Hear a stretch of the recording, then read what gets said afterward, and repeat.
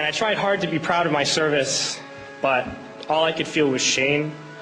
And racism could no longer mask the reality of the occupation. These were people, these were human beings. I've since been plagued by guilt anytime I see an elderly man, like the one who couldn't walk, who we rolled onto a stretcher and told the Iraqi police to take him away.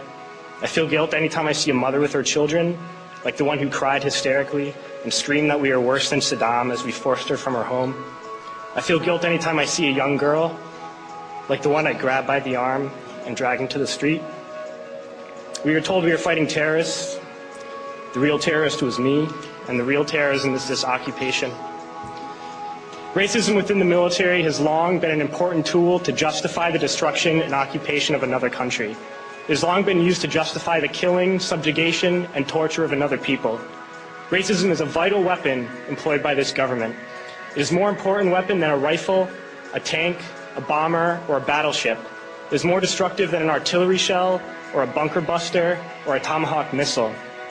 While those weapons are created and owned by this government, they are harmless without people willing to use them. Those who send us to war do not have to pull a trigger or lob a mortar round. They do not have to fight the war, they merely have to sell the war. They need a public who is willing to send their soldiers into harm's way.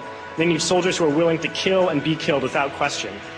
They can spend millions on a single bomb, but that bomb only becomes a weapon when the ranks of the military are willing to follow orders to use it. They can send every last soldier anywhere on earth, but there will only be a war if soldiers are willing to fight.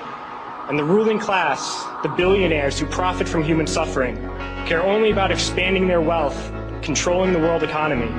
Understand that their power lies only in their ability to convince us that war, oppression, and exploitation is in our interest.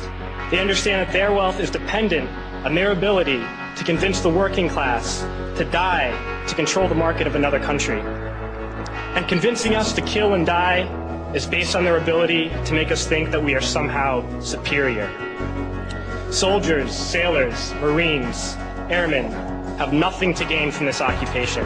The vast majority of people living in the U.S. have nothing to gain from this occupation. In fact, not only do we have nothing to gain, but we suffer more because of it. We lose limbs, endure trauma, and give our lives.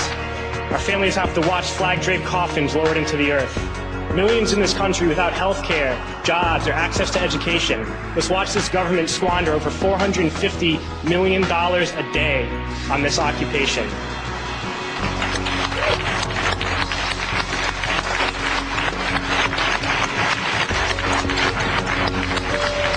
Poor and working people in this country are sent to kill poor and working people in another country to make the rich richer. And without racism, soldiers would realize that they have more in common with the Iraqi people than they do with the billionaires who send us to war.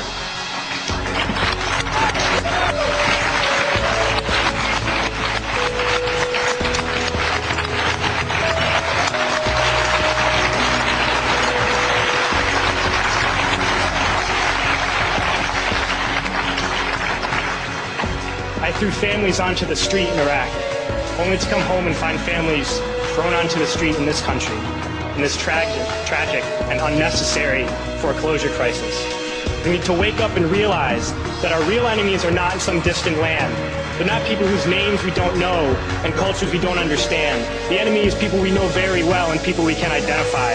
The enemy is a system that wages war when it's profitable.